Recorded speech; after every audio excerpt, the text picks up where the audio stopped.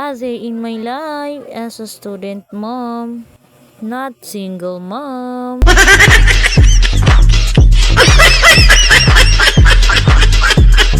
Madami nga nag-chat or nag-PM sa akin dahil nag-aakala nila na single mom daw ako.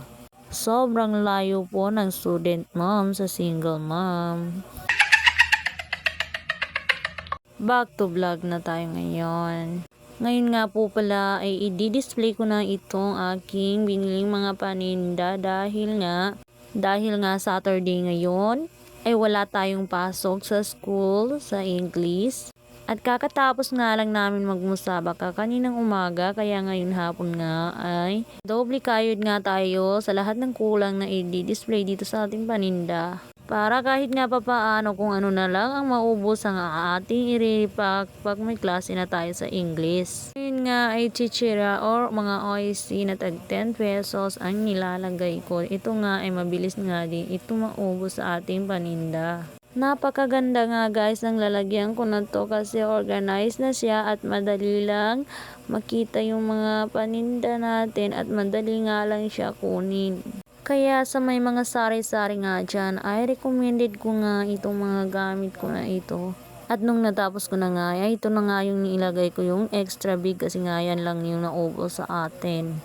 Kahit pa unti-unti na nga ay binibiling ko na nga para nga hindi tayo maubusan ng stock. At pagkatapos nga ay ito naman yung nilalagay ko ang mga maliliit na chichirya. Sobrang liit nga guys ang tubo nito dahil nga sa 22 pesos na puhunan mo ay 3 pesos nga lang ang tubo dito. Pero alhamdulillah, gaya nga ng sabi ko dati, ay kahit nga na maliit ng tubo natin, kung naiipon nga ay lumalaki din. At pangdagdag nga gastos nito sa pag-aaral natin at sa pang-araw-araw ng aking mga anak. Pagkatapos nga ay nilagay ko na nga itong duwi.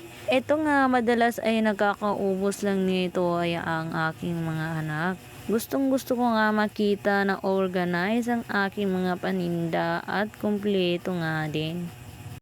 At nung natapos ko na nga ay ito naman yung nilagay ko yung tag 12 pesos. Ito nga ay mabibenta natin ng 4 pieces for 5 pesos. Kaya tumutubo nga din tayo dito guys ng 3 pesos. 12 pesos nga pala ang ating kapital dito. 12 pieces nga ang laman nito. At yung malalaki nga ay 20 pesos nga ang puhunan at 10 pieces ang laman. Natapos ko na nga ay nilabas ko na itong malalaking chichirya. At ganito nga guys ang itsura ng nasa labas. Maliit nga lang siya guys at ganito naman ang nasa loob. Maliit nga lang siya guys pero inshallah ay makukumpleto na nga lang natin. At ito naman nga ay nagre-repack nga ako ng native na kape. Kailangan nga ay hindi nga mawawala itong ating native dahil nga Pilipino tayo ay mahilig nga tayo sa native na kape. At dahil nga nakailang araw na nga tayong wala dito sa ating tindahan ay marami nga ang kulang. Ito nga lang nire-repack ko ay tag 5 pesos nga lang nga ito. Pagkatapos ko nga ilagay yung lahat ng kape ay ito na nga ay binabalot ko. Kailangan nga ito ay maganda ang pagkabalot dahil nga pag suminaw nga daw ito ay hindi na nga maganda ang lasa. Kaya nga kailangan natin ilagay dito nga sa ating garpon. Nung natapos ko na nga ay yung kape ay ito naman isinunod ko yung asukal dahil nga hindi nga makukumpleto ang kape kung wala nga ang asukal. Tag 5 pesos nga lang din itong ating i-repack ngayon. Mostly nga ay hindi nga bumibili yung mga tao dito sa amin ng tagkalahating kilong asukal dahil nga tag 5 pesos nga lang ang binibili nila. At dahil nga doon ay ito yung mabilis na maubos. Kaya kailangan nga ay hindi tayo maubusan ng stock para nga unti-unti na nga masasanay ang mga customer natin na dito pumili sa atin. And alhamdulillah nga ay effective talaga itong ginagawa ko na hindi nauubusan ng stock. At nung natapos ko na nga ang asukal ay ito naman yung isinunod ko ang mantika. Tag 5 pesos na nga din itong riniripa ko ngayon na mantika.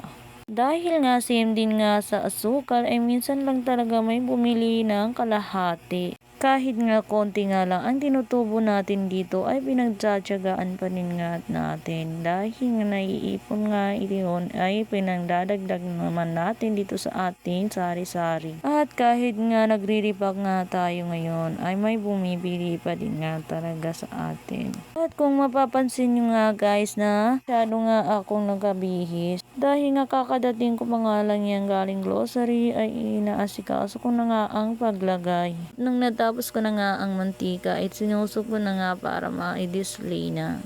Pagkatapos ko nga sa mantika ay ito naman inasikaso ko ang tamban.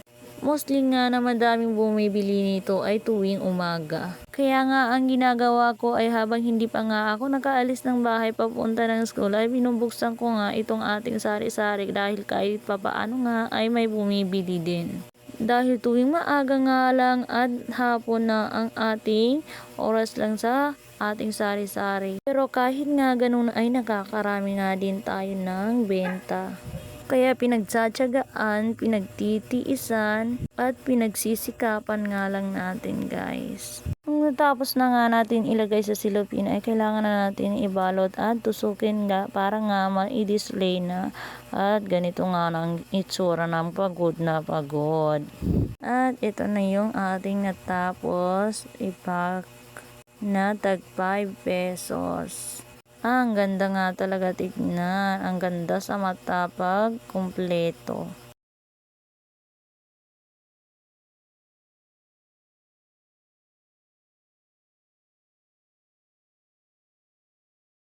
Yung iba nga ay hinog na nga dahil ito pa yung kasama ng hinarvest natin noong unang vlog natin.